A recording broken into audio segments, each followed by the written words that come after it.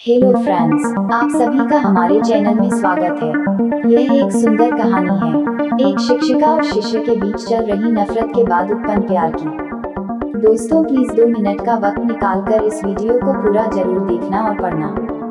दोस्तों यदि वीडियो आपको अच्छी लगे तो ही वीडियो को लाइक, शेयर और चैनल को सब्सक्राइब करना अन्यथा मत करना।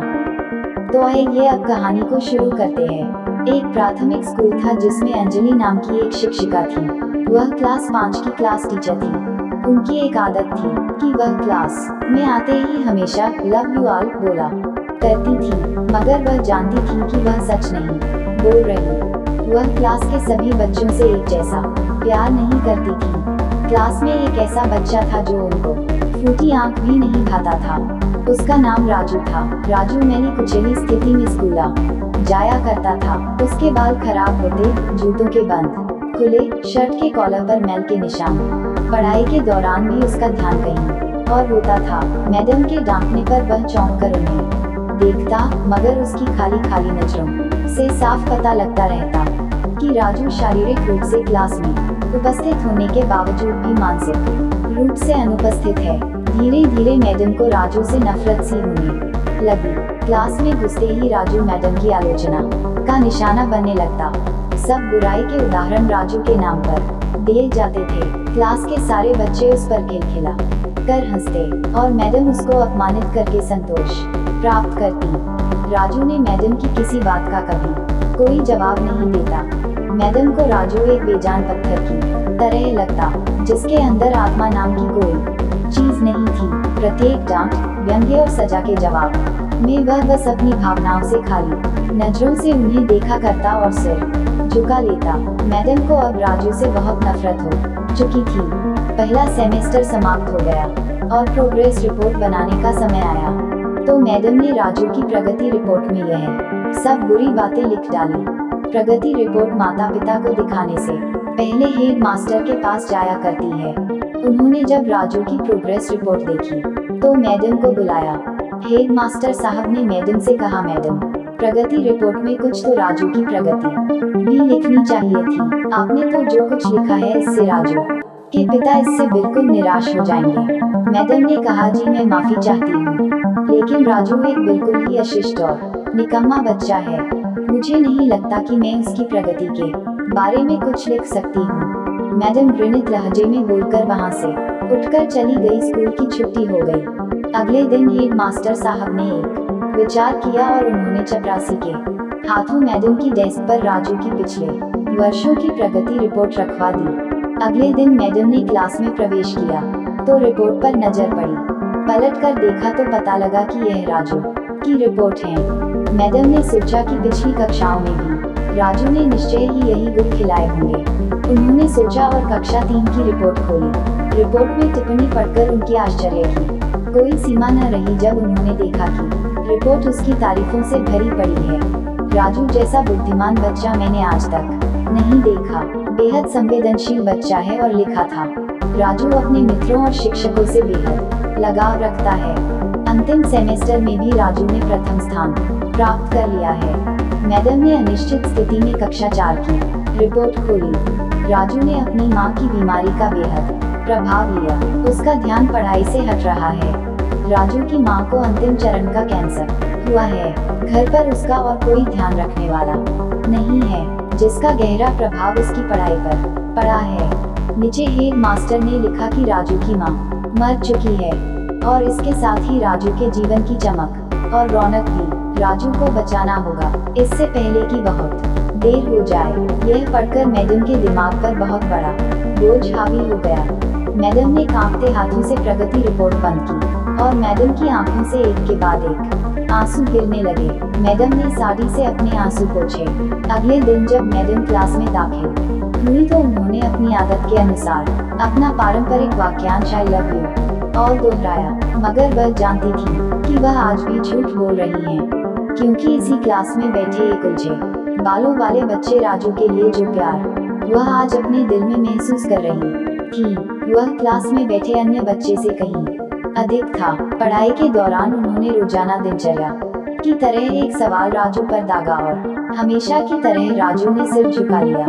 जब कुछ देर तक मैडम से कोई डांट, फटकार और सहपाठी सहयोगियों से हंसी की आवाज उसके कानों में न पड़ी तो उसने अचंभे से अपना सिर उठाकर मैडम की ओर देखा। अप्रत्याशित उनके माथे पर आज बाल नहीं थे। वह मुस्कुरा रही थी। उन्होंने राजू को अपने पास बुलाया और उसे उस सवाल का जवाब बताकर जबरन दोहराने के लिए कहा। राजू 3-4 बार के आग्रह के बाद अंततः बोल ही पड़ा। उसके जवाब देते ही मैडम ने न सिर्फ खुद खुशांदाज होकर तालियां बजाईं बल्कि सभी बच्चों से भी तालियां बजवाए। फिर तो यह दिनचर्या बन गई। मैडम हर सवाल का जवाब अपने आप बताती और फिर उसकी खुद सराहना तारीफ करती। प्रत्येक अच्छा उदाहरण राजू के कारण लिया जाने लगा। धीरे धीरे पुराना राजू सन्नाटे की कब्र फाड़ कर बाहर आ गया। अब मैडम को सवाल के साथ जवाब बताने की जरूरत नहीं पड़ती। वह रोज बिना त्रुटि उत्तर देकर सभी को प्रभावित करता और नए नए सवाल पूछ कर सबको हैरान भी करता। उसके बाल अब कुछ हद तक सुधरे हुए होते, कपड़े भी काफी हद तक साफ होते, जिन्हें शायद वह खुद धोने लगा था। देखते ही देखते साल समाप्त हो गया और राजू ने क्लास में दूसरा स्थान हासिल करके 5वीं क्लास पास कर लिया, यानी अब दूसरी जगह स्कूल में दाखिले के लिए तैयार था। 5वीं क्लास के विदाई समारोह में सभी बच्चे मैडम के लिए सुंदर सुंदर उपहार लेकर आए और मैडम की टेबल पर उपहारों का ढेर लग गया। इन खूबसूरती से पैक उपहारों में एक पुराने अखबार में बदतर तरीके से पैक एक उपहार भी पड़ा था। क्लास के सभी बच्चे उस उपहार को देखकर हंस रहे थे। किसी को भी जानने में यह देर न लगी कि यह उपहार राजू ही लाया होगा। मैडम ने उपहारों के इस छोटे से पहाड़ में से लपक कर राजू वाले उपहार को निकाला और खोलकर देखा तो उसके अंदर एक महिलाओं द्वारा इस्तेमाल करने वाली इत्र की आधी इस्तेमाल की हुई शीशी और एक हाथ में पहनने वाला एक बड़ा सा कंगन था, जिसके ज्यादातर मोती झड़ चुके थे। मिस ने चुपचाप इस इत्र को खुद पर छिड़का और हाथ में कंगन पहन लिया। सभी बच्चे यह दृश्य देखकर हैरान रह गए, खुद राजू भी। आखिर राजू से रहा न गया और मिस के पास आकर खड़ा हो गया। कुछ देर बाद उसने अटक अटक कर मैडम से बोला कि आज आप में से मेरी माँ जैसी खुशबू आ रही है। इतना सुनकर मैडम के आंखों में आंसू आ गए और मैडम ने राजू को अपने गले से लगा लिया। राजू अब दूसरे स्कूल में जाने वाला था। राजू ने दूसरी जगह स्कूल में दाखिला ले लिया था। समय बीतने लगा। दिन सप्ताह महीने और महीने साल में बदलते। भला कहाँ देर लगती है, मगर हर साल के अंत में मैडम को राजू से एक पत्र नियमित रूप से प्राप्त होता, जिसमें लिखा होता कि इस साल कई नए टीचर से मिला, मगर आप जैसा मैडम कोई नहीं था। फिर राजू की पढ़ाई समाप्त हो गई और पत्रों का सिलसिला भी समाप्त हो गया। कई साल आगे गुजरे और मैडम रिटायर हो गई। एक दिन मैडम के घर अपनी मेल में राजू का पत्र मिला, जिसमें लिखा था, इस महीने के अंत में मेरी शादी है और आपके बिना शादी की बात मैं नहीं सोच सकता। एक और बात, मैं अपने जीवन में बहुत सारे लोगों से मिल चुका हूँ, लेकिन आप जैसा कोई नहीं है। आपका डॉक्टर राजू। पत्र के साथ में ही प्लेन का आने जाने का टिकट भी लिफाफे में मौजूद था। मैडम खुद को हरगिज न रोक सकी। उन्होंने अपने पति से अनुमति ली और वह राजू के शहर के लिए रवाना हो गई। शादी के दिन जब वह शादी की जगह पहुंची तो थोड़ी लेट हो चुकी थी। उन्हें लगा समारोह समाप्त हो चुका होगा, मगर यह देखकर उनके आश्चर्य की सीमा न रही कि शहर के बड़े बड़े डॉक्टर, बिजनेसमैन और यहाँ तक कि वहाँ पर शादी कराने वाले पंडित जी भी थक गए थे कि आखिर कौन आना बाकी है। मगर राजू समारोह में शादी के मंडप के बजाय गेट की तरफ टकटकी लगाए उनके आने का इंतजार कर रहा था।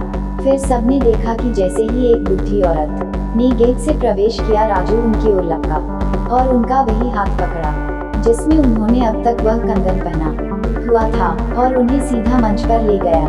राजू ने माइक हाथ में पकड़कर कुछ यूं बोला, दोस्तों आप सभी हमेशा मुझसे मेरी माँ के बारे में पूछा करते थे और मैं आप सबसे वादा किया करता था कि जल्द ही आप सबको उनसे मिलवाऊंगा।